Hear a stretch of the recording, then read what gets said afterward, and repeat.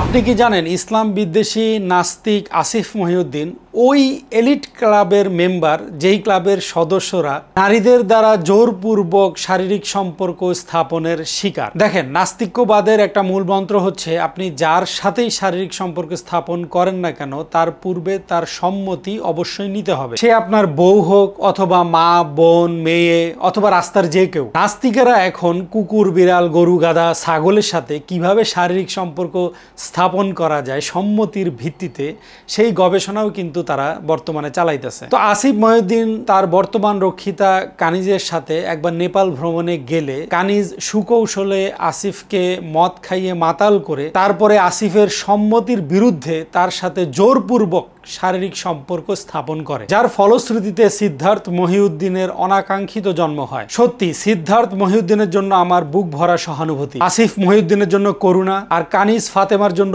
একরাশ ঘৃণা আর ধিক্কার, আর সেফুদার পক্ষ থেকে 20 ডজন গালি।